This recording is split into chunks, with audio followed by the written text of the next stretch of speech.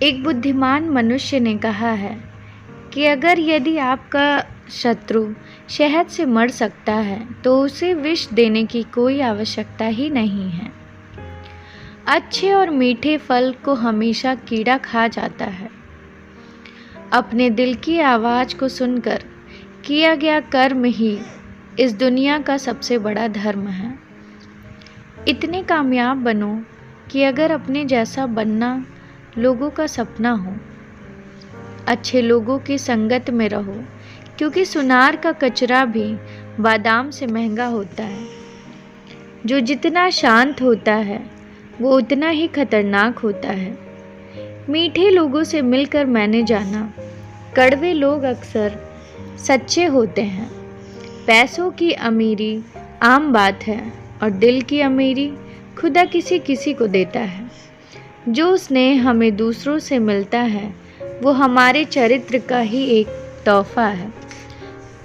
जहाँ इज्जत ज़्यादा मिले वहाँ होशियार हो जाओ। भरोसा करो मगर किसी के भरोसे मत रहो। सफलता की यात्रा में धूप का बहुत बड़ा महत्व है, क्योंकि छाँव मिलते ही कदम रुकने लगते हैं।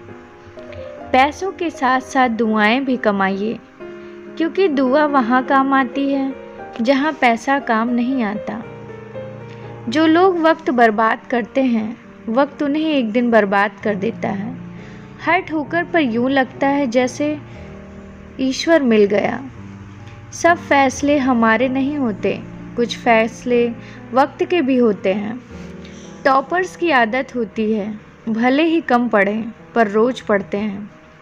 कांटों पर चलने वाले अपनी मंजिल पर जल्दी पहुंचते हैं, क्योंकि कांटे कदमों की रफ्तार बढ़ा देते हैं। ज़ुबान का वज़न बहुत कम होता है, लेकिन इसे बहुत कम लोग ही संभाल पाते हैं। शतरंज हो या ज़िंदगी, जीतने के लिए धैर्य रखना पड़ता है। तजुर्बे उम्र से नहीं बल्कि हालातों से आते हैं। भीड़ के साथ गलत दिशा में चलने की तुलना में सही दिशा में अकेले चलना ही बेहतर है। बुद्धिमान चुप रहते हैं, समझदार बोलते हैं और मूर्ख जो हैं वो बहस करते हैं। जिनके पास इरादे होते हैं उनके पास बहाने नहीं होते।